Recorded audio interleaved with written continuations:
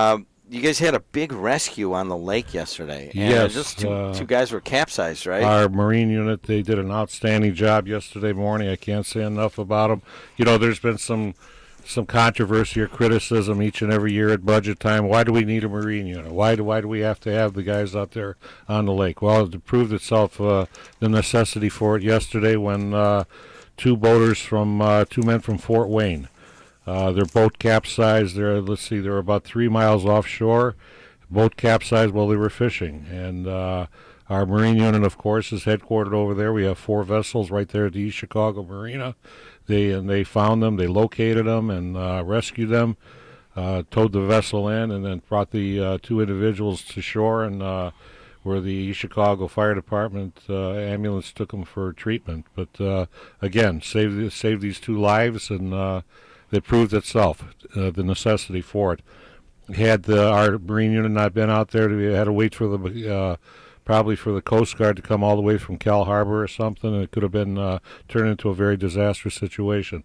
But I just can't say enough. We were out, the chief and I were out at the Marine unit that we had constructed about in '99 or in 2000, right there on the lake at the marina, and the guys just have a wonderful setup over there, and they're doing a lot of great work. Now, we have Hammond officers, East Chicago officers joining our Gary officers, firefighters, that everybody combining. It's a combined effort. Mayor Copeland, Mayor McDermott, and Mayor Clay have, we met, and they lent us some experienced personnel, and it's a good community effort. And I just can't say enough about these brave men out there. Now, just in case you're wondering where that is, that's kind of a nice little brick building. Maybe it's brick, I can't remember, but it's right between the East Chicago Marina and what used to be the Patrick Marina, or the East Chicago boat, and the big building at the East Chicago Marina. It's about the southeast side of the marina. Yeah, right. So it's right in the middle of everything there, and those guys get in and out pretty quickly from there. All right, there you go. So let's go through some other stuff going on with the Lake County Sheriff's Department. We had a record drug bust yesterday. Yes, talk about that. We were talking about that yesterday afternoon, and we believe this is the biggest seizure that we made. One of our interdiction officers, patrolling on I-65 south of Route 2 in the southbound lane, seized or stopped a vehicle, a suspicious-looking vehicle, for a traffic violation. It turned out that there were 31 kilos of cocaine hidden in secret compartments in that vehicle, had Illinois tags on it, and street value on that's over $3 million.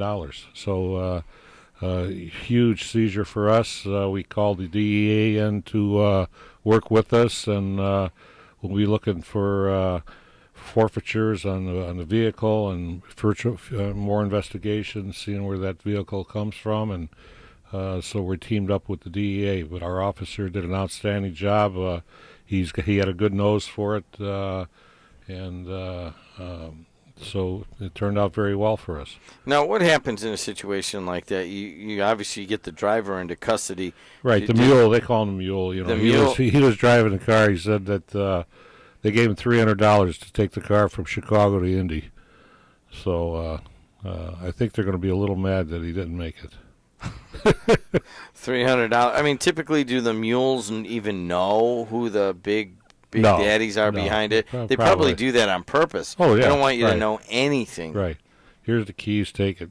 Give them an address don't ask where to a go. Question. Right. And get out and come back on the Greyhound. Right. So I'd hate to be in his shoes right now. Yeah, really. Let's take a look at some of the other stuff. Now, the big story today is bath salts. And quite frankly, you came in here 2 weeks ago and you brought those bath salts, and we talked about them at length. And more people came up to me about that than anything else that we've had going on in the last month. Really, people really buy those bath salts?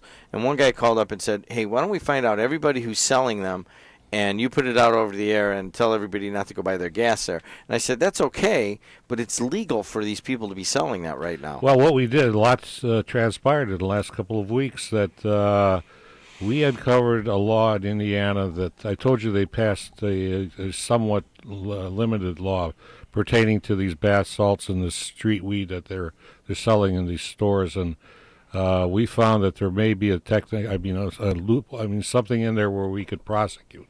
And remember, I brought all that that we seized over the last few weeks from all these stores. I showed you the last time I was here.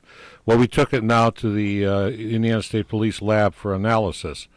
And the law says that this has to have a certain chemical in it to qualify for prosecution. And so we're waiting. We took all that in, and we're waiting to get the results of the analysis. And if it comes back that it does have that, we are going to fully prosecute every one of those places that we're going to go after them for all that stuff. But the case in point again yesterday. Look what happened in Chesterton. It's happening every day throughout this country, especially. If it's happening this much around in this area, think about the whole country. But I just saw a recent article where there's been 260 incidents over the last 30 days or something in this country involving these bath salts. But this young lady yesterday, she almost ran over a bunch of innocent people at the Dunes Park, damaged 3 police vehicles, endangered the lives of the police officers, and she's just started 2 hours before snorting this, putting this stuff up her nose. So you can see how dangerous it is. It's just something has to be done. Again, I'm sending a letter out to the legislators and urging my colleagues in law enforcement to get behind me and get a stronger law behind this to prohibit the sales of these throughout this everywhere in the state. Lake County Sheriff John Buncich is in the house. 219-845-1100 if you'd like to talk to him. I want to circle back on this.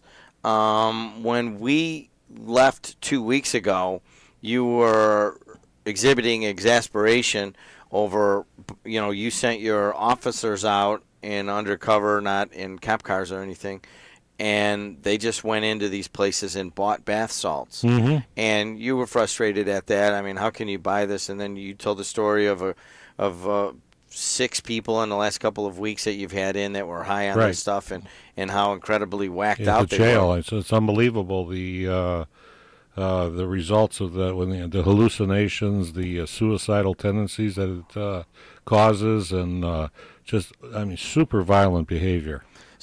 So at the time, it was like, well, we really can't do anything about it, but you guys have looked at it since, and you're taking it down for analysis to see if there's any illegal ingredients in it. Right. Looking at the law closely, it says there has to be a certain chemical within this substance, whether it's a street weed or whether it's the bath salts.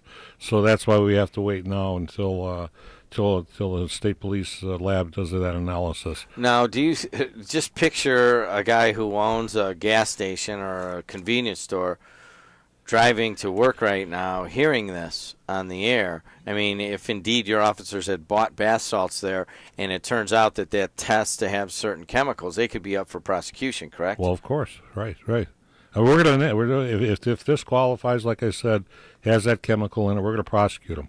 It could be a Class A misdemeanor all the way up to a Class D felony, depending on the chemical, the amount of that's in there, the chemical. I got to believe that. I haven't read anything about you guys getting this tested and so forth. And indeed, if these things test positive, it would certainly be kind of a large story. But I got to believe that's news to pretty much everyone. Well, sure. Yeah. We didn't even know. I discussed this at one of our HIDA meetings.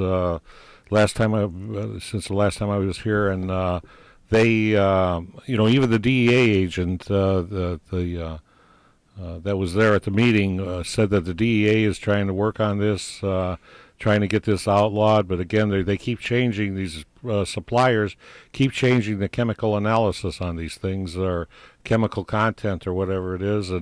But then that night, actually, he emailed me and.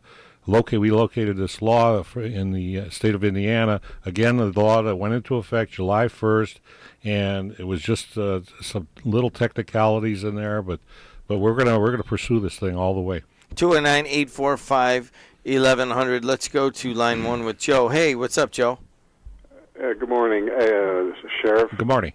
I was just sitting here thinking of all the problems that you're trying to combat all at once, and based on the track record, we're never going to get out of the hole with this crime situation if we don't have some kind of preventive measures. The community has to step up and offer different programs to keep youngsters busy, be raised in the right manner. Do you have programs that you guys are associated with the community to help to prevent this? Certainly, Joe. We're again, there's three components there. Enforcement. We could arrest everybody that go out and try to prevent crime as much as we possibly can, but it's intervention. 219-845-1100. Let's open up the phone lines to talk to Lake County Sheriff John Buncich. Hey, you're on the air. What's up? Yeah, I was wondering, have they ever found out what happened to that doctor's wife? Maida Paul out of Highland. Nothing. I have not heard anything at all. No activity on that case. No break in that yet. And that's weird. Isn't that something? I mean, you think very sad situation. Want to know where his wife's at? Yeah.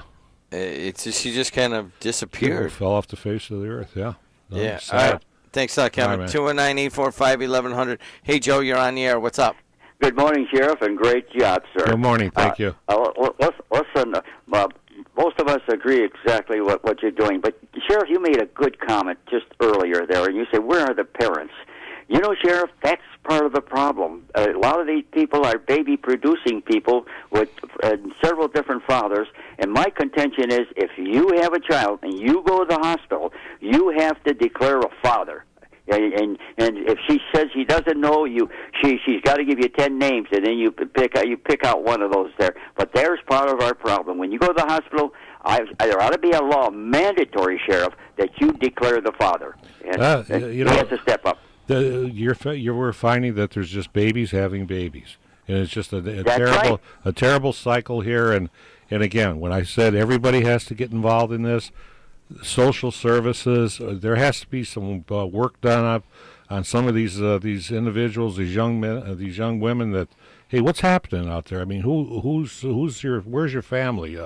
Who's doing anything to help you or something? Or so I mean, these social services have to step in somewhere. Yeah. And, but Sheriff, I have a question. Do you disagree with me that when you go to the hospital, you have to declare a father? I mean, you talk about social services and everything. Why can't there be a push to certainly develop a plan to you have to declare a father? Well, I agree. I don't know the exact law on that, Joe, but I agree. That's what I mean. The contact legislators. The legislators got to do something to tighten up these laws and everything to make people more responsible and accountable. That's what has to happen. And, right. I have one final comment. Sure. You heard me say most of the people agree with you. There's one person that doesn't agree with everything you say, and that's Sheriff Dominguez. Okay? Have a good day, Sheriff. Let's go to Mike on line 3. Hey, Mike, you're on the air with Sheriff Good morning, Buncich. fellas. Good show. Good morning. And I really appreciate all the efforts you do. You mentioned you have a very large budget, but is the money you receive ever really enough? You know what I mean? Oh. You got these slave trades and dope running amok in our society, and yet they're going to throw $14 million, I read in the paper, at a library in Maryville. Now, libraries are great, and education's wonderful, but what's wrong with the one they got? Right. You know, that's when you're talking about prioritizing, the money that gets thrown around willy-nilly because someone gets a great idea, there should be some checks and balances where accountability is concerned because, you know what, our society's at risk, and a kid with a book or sitting with a computer is a great thing, don't get me wrong, but there's nothing wrong with what we got already. And to throw money around like that and waste it, and that's just one example. Right. The millions of dollars that are wasted that our legislators and boards are allowed to throw around when the money could be better spent protecting my kids from getting snatched up off the street and turned into a doped up sex slave. That's it exactly. The key word is priority. What are the priorities? Maryville right now, you mentioned Maryville. They want to build a new It's one thing to say it there, Sheriff, but it's another thing for these politicians and the who's who to get this kind of thing done. You know, who's going to set the standard? Okay, we need to reprioritize. We need to regroup and do what we can to get this drugs drug problem solved or these gangs out of our towns. You know, that's where it's like, okay, we know about it, but what do we do about it? I know it's frustrating, and that's what you got to do. You know, you get on the phone and you call these people, you call these elected officials, call these councilmen, call the mayors, call whoever you have to, and just, hey, tell them, just don't talk on a radio show. Call them and that's what they get elected for. You know, like I said, that's my pet peeve is every 4 years they come around shaking your hand for a vote. But what in between the 4 years? Hey, put them to work. That's what they're getting paid for. All right, man. Thanks, good call. Good point.